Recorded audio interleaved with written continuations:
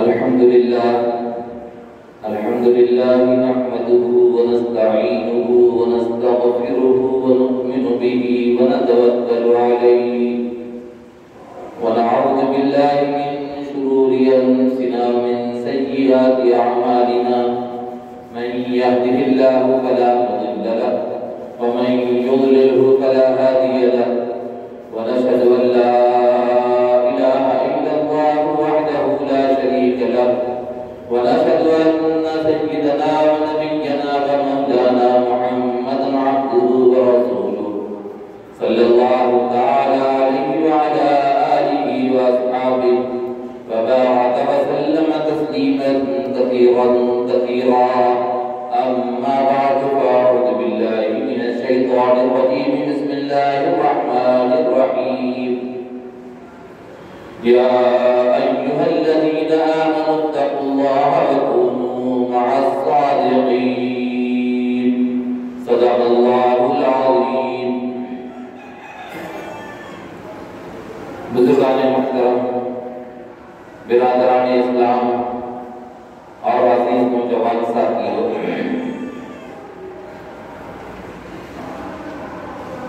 اس وقت میں نے آپ کے سامنے آیت کریمہ کی تلاوت کی ہے،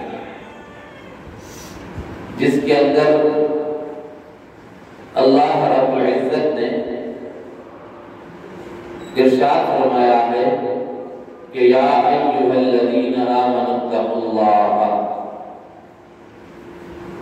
اے مسلمانوں، اس میں کہا گیا ہے کہ یا ایھا الذین آمنوا، اے وہ لوگوں جو ایمان لے آئے ہو، یا ایھا الذین آمنوا اتقوا اللہ، اتقوا اللہ، تقوی پیدا کرو، اللہ کا ڈر اور خوف اپنے اندر پیدا کرو۔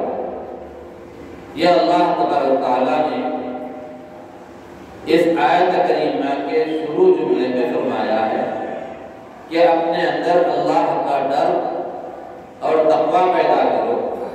یا ایھا الذین آمنوا اتقوا اللہ، پھر آگے فرمایا کہ وکونوا مع الصادقین، اور نیک بندوں کے ساتھ، صادقین سچوں کے ساتھ رہو، نیک لوگوں کے ساتھ رہو۔ علماء کرام اور مفسرین کرام فرماتے ہیں کہ اس میں جو خاص طور پہ کہا گیا ہے کہ وَكُونُوا مَعَ الصَّادِقِينَ، کہ سچوں کے ساتھ رہو،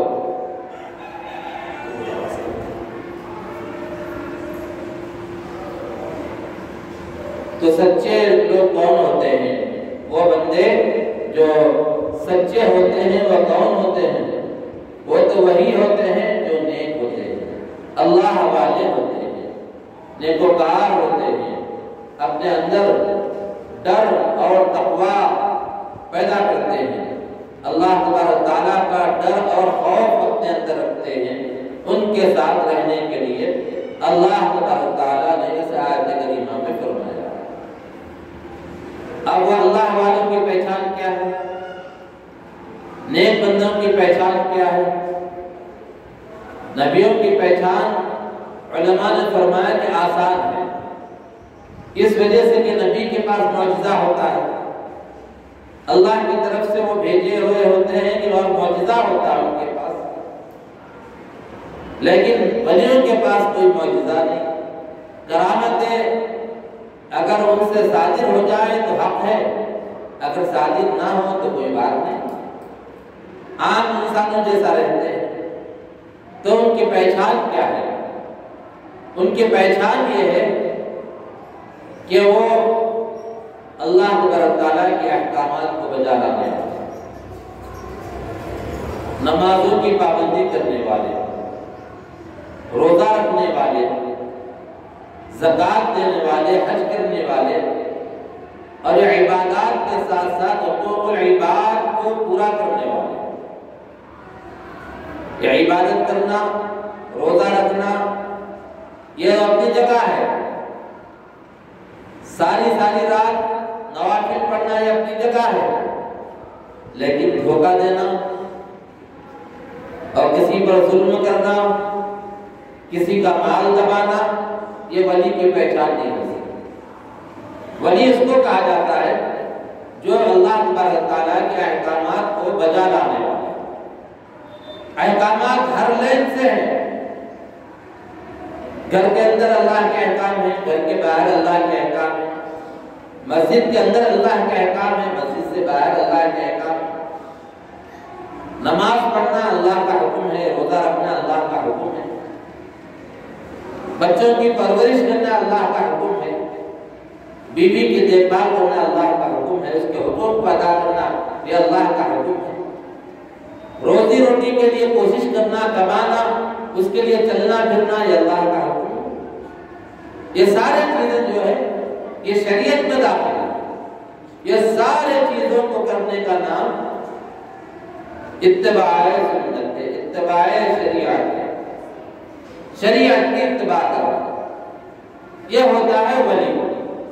اور وہ ہمارے درمیان میں ہی ہوتا ہے، ہمارے ساتھ بیٹھے گا، اٹھے گا، محفلوں میں جب بیٹھے گا تو غیبت نہیں کرے گا، کسی کی برائی نہیں کرے گا، جھوٹ نہیں بولے گا، گالی نہیں دے گا، دھوکہ نہیں دے گا، یہ ولی کی پہچان ہے۔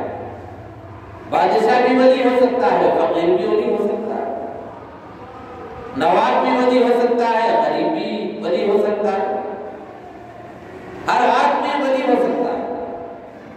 شرط یہ ہے کہ اتباع شریعت ہو اس کے پاس،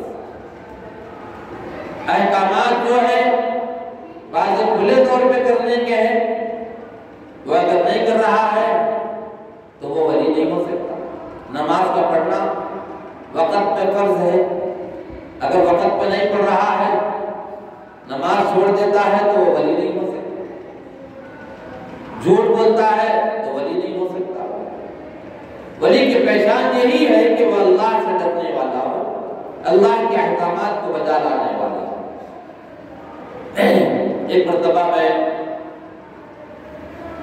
ناچارا خوشی گڑے میں ایک بچے کو پڑھاتا تھا، بہت پرانی بات ہے، میں سمجھتا ہوں کہ 35 سال کے آس پاس کی بات ہے۔ ایک بچہ ابو نام کا تھا اور اس کی بہن تھی عابدہ نام کی، چھوٹے بچیاں تھے، وہ دونوں کو پڑھاتا تھا۔ ایک دن وہ بچے آ کر مجھ سے خوشی خوشی کہنے لگے کہ مول صاحب آج ہمارے حضرت آئے ہوئے۔ تو بولے آپ کے حضرت آئے ہیں؟ تو میں نے کہا کہ بھائی آپ کے حضرت سے میں ملوں گا، ایک اللہ والے ہیں، ایک بندے ہیں، تو میں بھی ملوں گا ان سے۔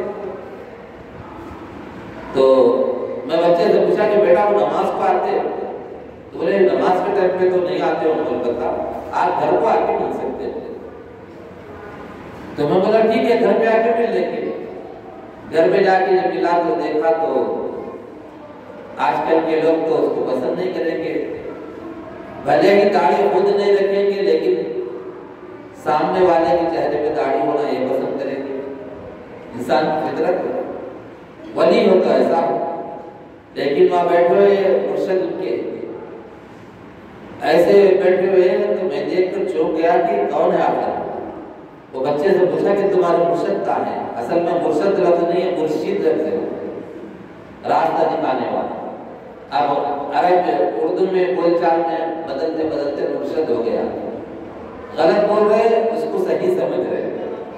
اگر کوئی بولا مرشد تو سامنے والا بولتا مول صاحب غلط بول رہے تھے، حالانکہ ہم صحیح بول رہے ہیں، اس کو نہیں معلوم، تو ان اپنے اوپر ہی نام رکھتا کہ مول صاحب غلط بول رہے، تو وہ مرشد ہی چلو سلام۔ تو مرشد کہاں ہے تمہارے؟ صاحب یہ بیٹھے ہوئے ہمارے مرشد ہے بولے۔ اچھا، تو پھر میں آگے بڑھا، مسافہ کرا، بات چیت ہوئی، خیر خیریت پوچھیے، اس کے بعد ذرا سا دیکھیں کہ بھئی ٹوپی، کرتا پیجامہ، کلیدار کرتا ہے، گول ٹوپی پہنا ہوا ہے، شلوار نما پیجامہ وہ بھی ٹکنے سے اونچا میرا ہے، وہ دیکھتے ذرا سا چونک گئے۔ تو میں نے پھر پوچھا تو وہ خاموش رہے، تو میں مناسب نہیں سمجھا کہ زیادہ ان سے پوچھوں، وہ عمر میں کافی بڑے تھے میرے سے۔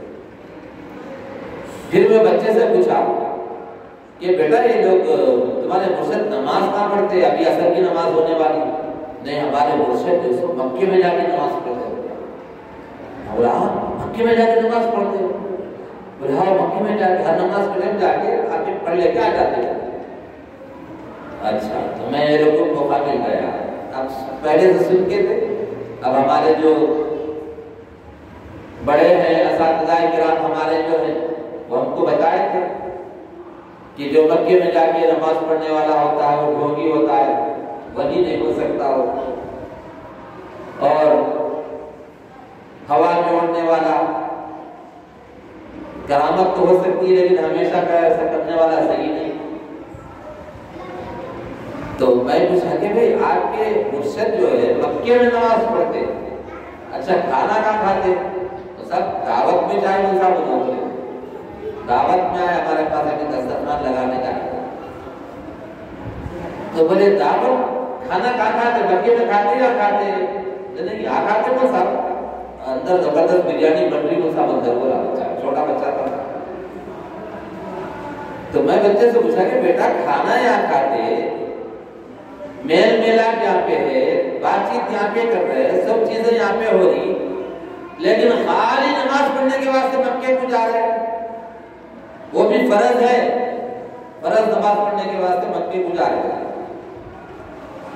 تو میں بچے سے بولا بیٹا دیکھو شریعت اس کی اجازت نہیں دیتی، شریعت یہ کہتی ہے کہ نماز کے وقت میں نماز پڑھو، مسجد میں حاضر ہو کر پڑھو، کوئی شرعی عذر ہے تو بات الگ ہے، کہ شرعی عذر ہے تو بات الگ ہے، گھر میں پڑھ سکتے ہیں، کہیں بھی جہاں موقع ملا پڑھ سکتے ہیں شرعی عذر پر، بلا عذر شرعی نماز نہیں چھوڑ سکتا۔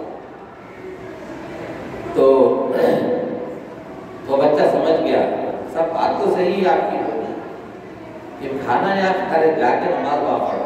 تو باتیں ایسے بھی ہوتے جن کی نظر جیب پہ ہوتی، جیب پہ کہاں ہوتی؟ جیب پہ ہوتی، نظرانہ کتنا موٹا دے رہے، آنے والا خالی آیا نہیں آیا، ایسے ایسے نظارے سامنے آتے ہیں۔ بعض لوگ بولے خود نہیں لیتے، بولے نظارے کوئی لا کے دیا تو ہاتھ لگا کے بولتے تکیے کے نیچے رکھ دو، تکیے کے نیچے رکھ دو، ایسے بھی لوگ ہیں۔ تو ولی کی پہچان کیا ہے؟ ولی کی پہچان یہ ہے کہ اتباع شریعت اس کے پاس، نماز وقت پہ پڑھنے والا ہو، مکے میں جا کے پڑھنے والا نہیں۔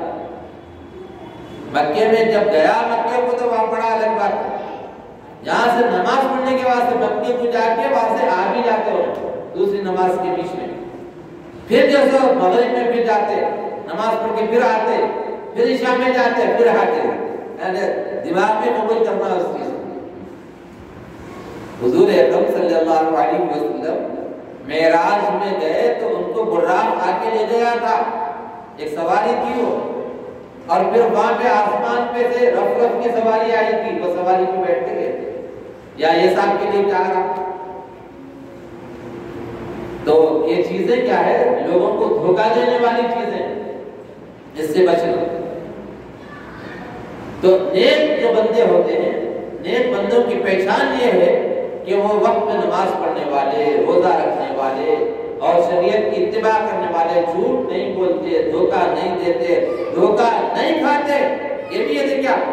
دھوکہ نہیں دینا، دھوکہ نہیں کھانا، یہ شان ہے ولی کی، کھاتا بھی نہیں دھوکہ۔ اور ایک راستے سے دو مرتبہ نہیں ڈسا جاتا مومن، ایک مرتبہ جیسے دھوکہ ہوا تو دوسری مرتبہ پھر اس میں نہیں پھنستا ہو۔ تو یہ ولیوں کی پہچان ہے، بیوی کے حقوق ادا کرتا، شوہر کے حقوق ادا کرتا۔ ایک مرشد تھے ایسے ذکر میں بیٹھتے تھے، ذکر میں بیٹھتے تھے، ان کی بیگم آگے بیچاروں کھینچتے تھے رات تمام، آؤ جی سوچیں گے تو ادھر آؤ سوچیں گے، بولے نہیں اللہ کا ذکر کرو میں۔ اور وہ قصہ کیسا معلوم ہوا میرے کو اتفاق سے، وہ صاحب آگے مجھ سے بولے مسا میں بیوی کو چھوڑ دینا چاہ رہا ہوں، نہیں بھی چھوڑنا چاہ رہا ہوں۔ بولے کہ نہیں آئے، انہوں گھر کو چلے گئے، مسا امی کے پاس نہیں آ رہے، کتنے مہینے ہو گئے بولے۔ تو میں بولا بھائی ایسا کیوں ہو رہا، چلیے آپ بات کریں گے، بول کے جب گئے تو راستے میں انہیں بولے تھوڑا غلطی میرے بھی مسافر، میں ذکر میں بیٹھ کے توجہ دے رہا تھا مسافر، ذکر میں بیٹھ کے توجہ دے رہے، بچے پیدا ہو جاتے ہیں توجہ دیے تو سوچنے کی بات۔ ایسے بھی بیوقوف لوگ ہیں، بیوقوف، عقل نہیں ہے ان کو۔ بیوی کے پاس جب رہیں گے تو ہنسی خوشی کے انداز میں رہنا، پیار محبت کی باتیں کرنا شریعت ہے، بیوی سے اچھے انداز میں رہنا شریعت ہے۔ سرکار دو عالم سرور کون و مکہ تاجدار انبیاء محمد رسول اللہ صلی اللہ علیہ وسلم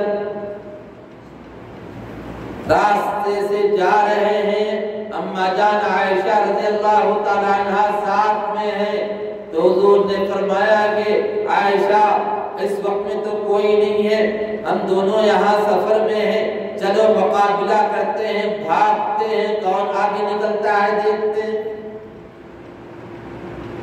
حضرت عائشہ رضی اللہ تعالی عنہ دبلی پتلی تھی اور حضور ذرا بھاری بھرکم تھے، اب دونوں مل کے بھاگے۔ جب دونوں مل کے بھاگے تو عائشہ رضی اللہ تعالی عنہ آگے نکل گئے اور سرکار دو جہاں صلی اللہ علیہ وسلم پیچھے رہ گئے۔ ایک نشان لگا دیے کہ فلاں جگہ تک بھاگنا، دیکھیے کون آگے جاتے ہیں، کون؟ صاحب نبوت صلی اللہ علیہ وسلم۔ اللہ نے جن کو نبی رسول بنا کر بھیجا، بیوی کے ساتھ ہنسی مذاق، دل لگی ہو رہی، بھاگے۔ عائشہ رضی اللہ تعالی عنہ آگے نکلتے تو ہاتھ اٹھا کے بولا جیت گئی جیت گئی جیت گئی۔ تو اللہ کے رسول نے مبارک، تم جیت گئے، صحیح بات، میں ہار گیا۔ تھوڑے دن کے بعد پھر اسی طرح راستے میں جا رہے تھے تو پھر خیال آیا حضور کو، انہوں اس سے بڑے جیتے تھے، اب پھر بھاگ کے دیکھیں گے۔ اس وقت تک ذرا 2-4 سال اور گزر گئے تھے۔ حضرت عائشہ رضی اللہ تعالیٰ عنہ اور حضور دونوں مل کے بھاگتے، حضور کے دل میں تھا پہلے انہیں جیتے تھے نا، اب حضور ذرا تیز بھاگے، بھاگتے حضرت عائشہ پیچھے ہو گئے تو حضور بولے کہ میں بدلہ لے لیا، میں جیت گیا میں جیت گیا۔ یہ ہے شریعت، اس کا نام شریعت۔ آپ ذکر میں بیٹھ رہے، بیوی کے حقوق ادا نہیں کر رہے، آپ ذکر میں بیٹھے ہوئے ہیں اور کہیں بھی کسی دینی کام میں لگے ہوئے ہیں، گھر میں بچے بھوکے مر رہے ہیں، نہیں، شریعت اس کا نام ہے۔ بچوں کا خیال کرو، بیوی کا خیال کرو، سارے لوگوں کا خیال کرو۔ پڑوسی کو ستا رہے اور ذکر بھی کر رہے، نماز پڑھ رہے، لمبا لمبا سجدہ کر رہے، رات رات اللہ کے دربار میں رو رہے، لیکن صبح دکان کھولتے دھوکہ دے رہے، کم توڑ رہے، اور وہ چیز جو خراب ہے اچھی بتا کے پوچھ رہے اس کو۔ اس کا نام شریعت نہیں۔ شریعت کا نام تو یہ ہے کہ کامل اتباع ہو، اور یہ ہر کوئی کر سکتا ہے، اور نہیں کرنے کا سوال نہیں ہے، فکر کی ضرورت ہے اور تھوڑا سا کوشش کی ضرورت ہے، اپنے آپ کو بنانے کی ضرورت ہے۔ جب چھوٹی چیز کی عادت نہیں ڈالے تو وہ چیز ہمارے اندر نہیں آتی۔ بچہ چھوٹا ہے، سائیکل بغیر سیکھے سیکھ لیتا کیا؟ چلانا شروع کر دیتا نہیں۔ گاڑی ہے، بغیر سیکھے گاڑی چلانا شروع کر دیتا۔ کار ہے، بغیر سیکھے اسٹرینگ پہ بیٹھ کے شروع کر دیتا کیا؟ نہیں، سیکھنا پڑتا ہے چیز۔ تو ولی بننے کے واسطے بھی کسی اللہ والے کے پاس میں رہ گئے۔ اللہ نے فرمایا یا ایھا الذین آمنوا اتقوا اللہ وکونوا مع الصادقین، اے مسلمانوں اپنے اندر تقوی پیدا کرو، اللہ کا ڈر اور خوف پیدا کرو، اور سچوں کے ساتھ رہو، نیک لوگوں کے ساتھ رہو۔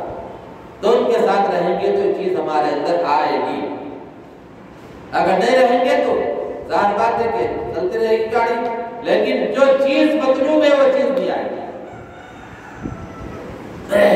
ایک مرتبہ قطب الدین بختیار کاکی رحمۃ اللہ تعالی علیہ، بولیے یہ قطب مینار ہے نا، آج کل ہر جگہ پہ اپنا دعویٰ اپنا دائر کر رہے لوگ، بولے کہ یہ ہم بنائے، اس کے نیچے فلاں ہے وہ ہے۔ تو قطب الدین ایبک نے بنایا اس کو، ایک بزرگ تھے قطب الدین بختیار کاکی رحمۃ اللہ تعالی علیہ،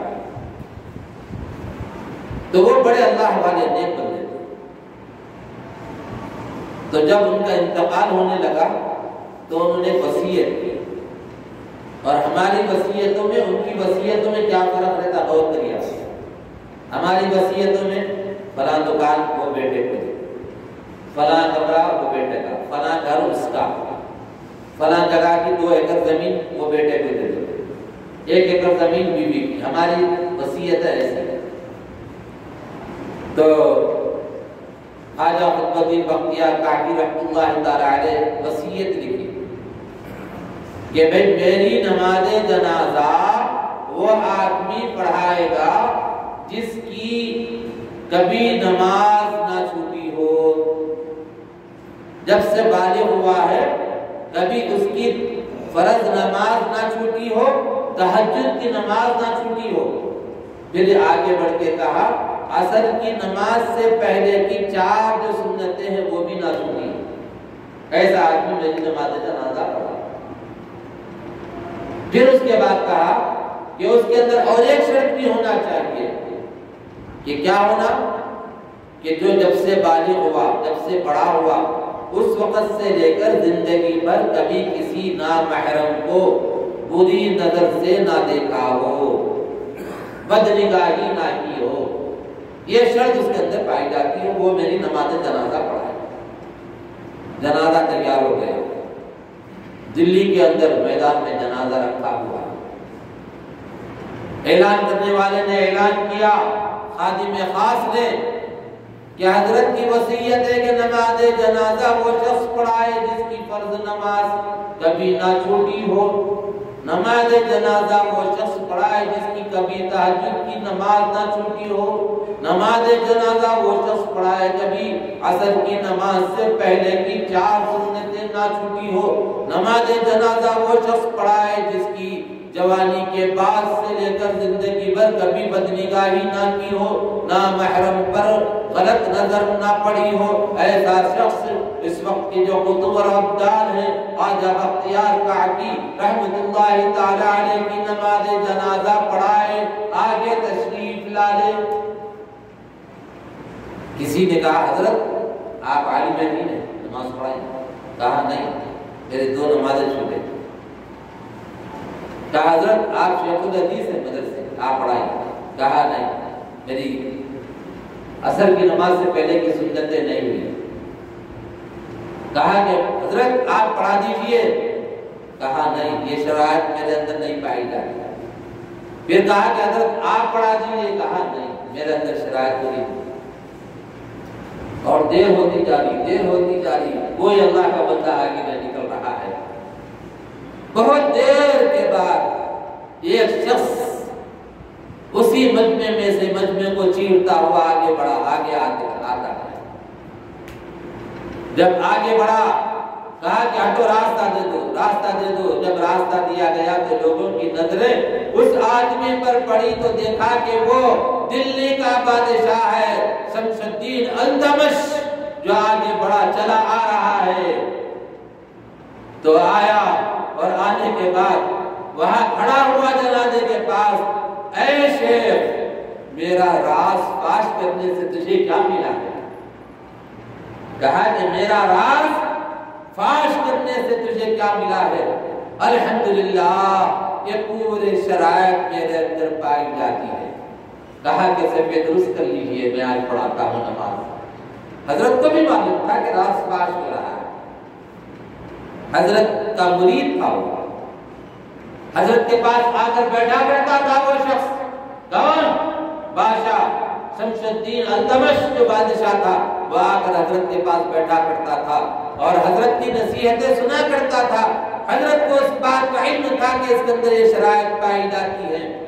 تو حضرت نے دیکھا کہ موقع اچھا ہے، لوگوں کو پتہ چل جائے، لوگوں کو معلوم ہو جائے کہ تمہارا بادشاہ جو ہے معمولی آدمی نہیں ہے، تمہارا بادشاہ وہ ہے جو اپنے وقت کا قطب ابدال ہے، وہ اپنے وقت کا سب سے بڑا ولی ہے، یہ معلوم ہو جائے۔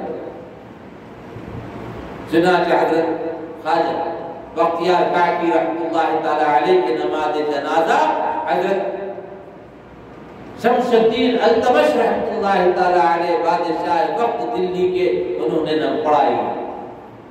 ولی بننے کے لیے کوئی چیز معنی نہیں ہے، کوئی چیز رکاوٹ نہیں بن سکتی ولی بننے کے لیے، ہر آدمی ولی بن سکتا ہے، شرط یہ ہے کہ وہ اتباع شریعت کی مکمل اتباع کرے۔ کہنے کو تو بہت ہے لیکن جب عمل کا معاملہ آتا تو پیچھے ہٹ جاتے ہیں۔ آپ کسی سے پوچھ لیجیے، چورستے پہ کھڑے ہو کے اس سے پوچھئے تو آپ پوری اپنی علم کی جو اس کے بعد جتنا علم ہے سارا کا سارا اگل دے گا، اس پہ سارے پیدرے بتائے گا، ایسا نہیں ایسا، ایسا نہیں ایسا، ایسا نہیں ایسا، سب بتائے گا۔ وہ بزرگوں کے قصے سنائے گا، سب کچھ کرے گا۔ اگر اس سے کہا جائے کہ اذان ہو گئی ہے چلیے نماز کو، تو اس وقت میں ادھر ادھر دیکھے گا، ہل بکری گلی دیکھ کے چلا جائے۔ ایسا نہیں، بلکہ ولی تو وہ ہوتا ہے جس کا دل ہمیشہ مسجد میں اٹکا ہوا ہے۔ جیسا مچھلی ہے، پانی سے جب اس کو نکالا جاتا ہے تو مچھلی کا حال یہ ہوتا ہے کہ وہ تڑپتی ہے کہ پھر سے پانی میں چلے جائے، تو ویسے ہی ولی جو ہوتا ہے مسجد سے جب باہر نکلتا ہے تو مسجد میں دوبارہ آنے کے لیے تڑپتا رہتا ہے، تڑپتا رہتا ہے۔ سکون مسجد میں ملتا ہے، سکون نماز کے اندر سکون ملتا ہے۔ ایک بزرگ کے بارے میں آتا ہے کہ اللہ تبارک تعالیٰ کے دربار میں جب میں حاضر ہو جاؤں گا اور ہونے کے بعد جب اللہ تبارک تعالیٰ مجھے جنت دے دیں گے اور جنت میں وہاں حور پریاں ساری کی ساری چیزیں ہو جائیں گی، اس وقت میں جب آئے اور اللہ تبارک تعالیٰ مجھ سے پوچھے کہ اے میرے بندے تیری چاہت کیا ہے، کون سی تجھے حور چاہیے، کیا چاہیے، اگر اللہ تبارک تعالیٰ مجھے اختیار دے دے تو میں اللہ سے کہوں گا کہ اے اللہ آپ کے دربار عالی میں نماز پڑھنا چاہتا ہوں، دربار عالی میں نماز پڑھنا چاہتا ہوں، یہ کہوں گا۔ نماز کا چسکا کسی کو لگ گیا تو اسی میں مست رہتا ہے۔ آدمی کا جو نفس ہوتا نا اس کو مزہ چاہیے۔ مزہ کیسا؟ اس کو مزے کا مزہ نہیں معلوم، اس کو نفس کو معلوم کیا مزے کا مزہ کیا ہے، مزہ اس کو نہیں معلوم۔ وہ تو انسان کا ایک عضو ہے، دل ہے اس کا، تو اس کو مزہ چاہیے، چاہے اچھا ہو چاہے خراب ہو، وہ اختیار ہم کو۔ اگر کوئی کرکٹ کا کھلاڑی ہے اس کو کرکٹ کا مزہ لگ گیا، آپ دیکھیے کہ کہیں پر ایک بڑا ٹی وی لگا ہوا اسکرین ہے، آپ کو 50 60 بچے وہاں مل جائیں گے، آپ کو دیواروں کی طرح دیکھ رہے، مارنے والا مار رہا ہے، ادھر آواز لگا رہا ہے۔ اب دیوانے یہ ہے وہ ہے، ان تو اپنا اسکور بڑھاتے جا رہا، اب انہیں پکارتے جا رہے دیوانوں کے ویسا، لیکن ایک چسکا لگا ہوا ہے، گھنٹہ 2 گھنٹے نہیں، 3 گھنٹے 4 گھنٹے ٹھہر رہے نان اسٹاپ، نہ پانی کی پیاس لگ رہی، نہ بھوک لگ رہی، نہ پیشاب آ رہا، نہ پاخنا اس کو آ رہا، کچھ نہیں، کھڑا ہوا ہے دیکھ رہا، یہ آؤٹ ہوا وہ نہ آ رہا دیتا ہوں، کیا کرتا نہیں پاتا، اس کی بالنگ اچھی ہے، اس کی بیٹنگ اچھی ہے، پورے تبصرے چلتے وہاں پہ، کبھی بیٹ نہیں پکڑا ہوگا مگر بولے گا ضرور، اس کی چسکا لگا ہوا ہے نا اس کا۔ اور اسی طریقے سے کسی کو مووی دیکھنے کا چسکا، رات تمام موویاں دیکھتے رہتا، ایک کے بعد دوسری، دوسری کے بعد تیسری، تیسری کے بعد چوتھی۔ اب کسی گانے کا مزہ چکا لگا ہوا ہے، گانے کے اندر مست ہے، گانے سن رہا، گانے کو لگا دیا سن رہا، بس مست۔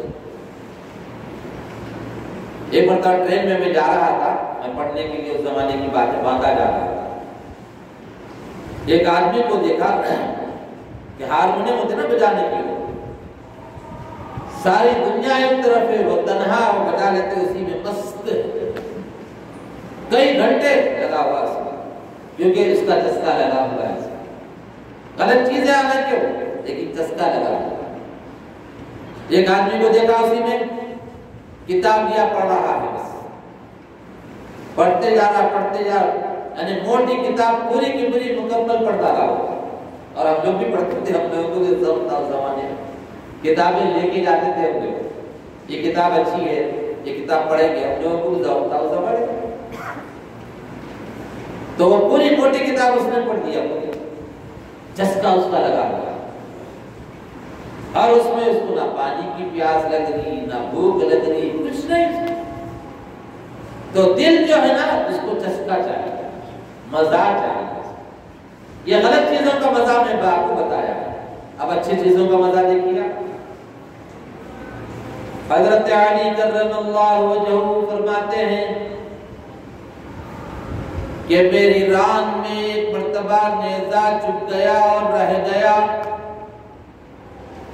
بہت ستاتا تھا, بہت پریشان کرتا تھا, اور زخم بڑھتا گیا, اور اس کو نکالنا چاہتے تھے لوگ, میں نکالنے نہیں دیتا تھا, ہاتھ لگانے نہیں دیتا تھا. داڑھی رضی اللہ عنہ, لوگوں نے مشورہ کیا آپس میں, اگر ایسے ہی وہ لوہے کا ٹکڑا حضرت کی ران میں رہ گیا تو اس سے زہر چڑھ سکتا ہے, نقصان ہو سکتا ہے, کچھ تدبیر کرنا چاہیے. مشورے میں طے کر لیا کہ ایک ہی تدبیر ہے, دیکھو اس کی, جب اللہ اکبر کہہ کر رکعت باندھ لے, جب نکالنا ہے. چنانچہ وہ تدبیر کے حساب سے سب لوگوں نے معلوم کر لیا کہ کب نماز میں ہوتے ہیں علی. کون علی؟ خلیفہ رابع, اور حضرت نبی کریم صلی اللہ علیہ وسلم کے چچیرے بھائی اور آپ کے داماد فاطمہ الزہرا رضی اللہ تعالی عنہا کے شوہر نامدار. ایک موقع ایسا آیا تھا کہ قلعہ فتح نہیں ہو رہا تھا, تو اللہ تبارک تعالیٰ نے حضرت علی کرم اللہ وجہہ کے ہاتھ سے وہ قلعہ فتح کرایا. آپ نے وہاں کا وہ دروازہ جو تھا قلعے کا ایک ہاتھ سے اٹھا کر پھینک دیا تھا. اللہ نے اس سے کرامت ظاہر کروائی. بعد میں کسی وجہ سے وہ دروازہ اٹھانے کی نوبت آئی تو 40 آدمی مل کر بھی نہیں اٹھا پائے اس کو, لیکن حضرت علی نے اٹھا کر پھینک دیا تھا ایک ہاتھ سے. تو حضرت علی رضی اللہ عنہ کم نماز پڑھتے ہیں معلوم کر لیا, اور آ گئے, اور آ کر انہوں نے نیزے کو نکال لیا, اس ٹکڑے کو نماز کے آگے. تو حضرت علی رضی اللہ تعالیٰ نماز سے فارغ ہو گئے تو پیچھے دیکھا کہ کچھ آوازیں آ رہی ہے, تو پلٹ کے پوچھا کہ کیا بات ہے, کیوں جمع ہوئے؟ آپ لوگوں کو بھی میرے اس نیزے کی فکر لگی ہوئی ہے کہ کیسا اس کو نکالیں, اس فکر میں شاید آپ لوگ جمع ہوئے ہیں. تو اس وقت اس میں سے ایک آدمی نے کہا, علی فکر میں جمع نہیں ہوئے, ہم تو نکال لیے اس میں سے. کب نکالا آپ نے؟ کہا کہ تم جو رکعت باندھ کے کھڑے تھے تو اس وقت ہم نے اس نیزے کو نکال لیا. یہ تھا چسکا نماز کا, یہ تھا چسکا نماز کا. ایک بزرگ کے بارے میں آتا ہے, کسی چیز کا آپریشن تھا ان کا. آپریشن کے وقت میں ڈاکٹروں نے آ کر کہا کہ حضرت بے ہوش کرنے کا انجیکشن دینا پڑے گا آپ کو, بے ہوش کر دیا جائے گا آپ کو. کہا کہ بے ہوش نہ کرو, کیوں تکلیف جھیلتے ہو تم میرا قاتل. کہا بے ہوش کرنے کی کوئی ضرورت نہیں. تو حضرت بے ہوش کرے بغیر آپریشن ہم نہیں کر سکتے آپ کا. تو کہا فکر کی کیا بات ہے؟ نہیں, بے ہوش کرنا پڑے گا.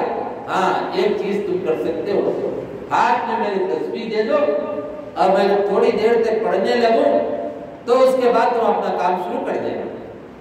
چنانچہ حضرت کے ہاتھ میں تسبیح دے دی گئی, اور تسبیح دینے کے بعد جب تسبیح پڑھنا شروع کیے تو محسوس ہو گیا کہ حضرت اللہ کی محبت میں غرق ہو چکے ہیں, ادھر کا چسکا لگ چکا ہے. تو آپریشن شروع کر دی, آپریشن مکمل ہوا, اس کے بعد ایسا ہلا کر ہاتھ اٹھایا. یہ ہے محبت, ذکر کا چسکا. غالباً امیر المؤمنین حضرت عمر رضی اللہ تعالیٰ عنہ کے دور خلافت کا زمانہ, صحابہ کرام رضوان اللہ تعالی علیہم اجمعین کی مبارک جماعت جہاد میں تشریف لے گئی. اور ایک جگہ چلے گئے، جانے کے بعد وہاں پر پڑاؤ ڈال کر رہنے لگے۔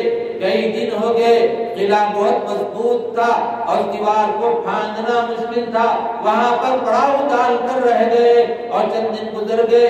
اسی اثنا میں کمانڈر نے اور سپہ سالار نے سارے کام تفویض کر دیے، کہا کہ فلاں جگہ آپ کھڑے ہوں گے، وہاں پر آپ نگرانی کریں گے، فلاں بارڈر پر آپ رہیں گے، فلاں کنارے پر آپ رہیں گے۔ ایک صحابی کے بارے میں آتا ہے کہ 2 صحابی تھے، ان سے کہا گیا کہ فلاں پہاڑ پر آپ چڑھ کر رات میں نگرانی کرتے رہیں گے، کہیں دشمن آ کر مسلمانوں کی فوج پر حملہ نہ کر دے۔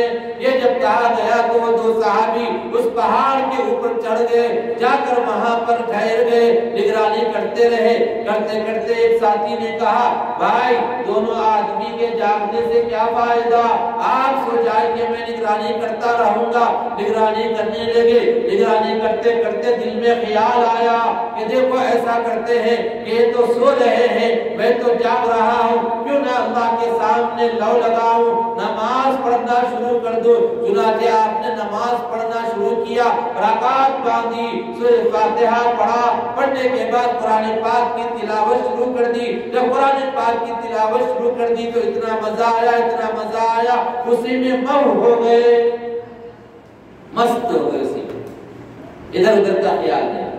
دشمن آیا، دشمن نے آ کر دیکھا کہ یہ تو نماز میں مشغول ہے، نماز میں مشغول ہے، تو وہاں سے دور سے تیر پھینکا اس نے۔ جیسے ہی تیر پھینکا تو وہ صحابی جو نماز کی حالت میں تھے ان کو تیر لگا، تیر لگنے کے بعد خون کا فوارہ وہاں سے نکلا، نکلنے کے بعد جو سو رہے تھے وہ صحابی کے چہرے پر، ان کے بدن پر وہ خون کا فوارہ جو گرم گرم تھا وہ ان کے اوپر گرا۔